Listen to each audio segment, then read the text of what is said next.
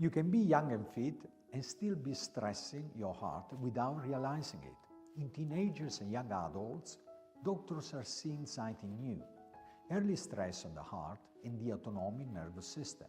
I'm Dr. Francesco Lo Monaco, a preventive cardiologist in London. This stress often shows up alongside extended screen time and especially intense gaming. Normally, your heart should be able to speed up, slow down, and recover. When you move, rest, or feel stressed, the flexibility is controlled by the autonomic nervous system, and we measure it using something called heart rate variability, or HRV. Higher HRV means your body handles stress well. Lower HRV means it stays switched on for longer. Studies show that heavy gaming and screen use can lower HRV, keeping the body in stress mode instead of letting it recover.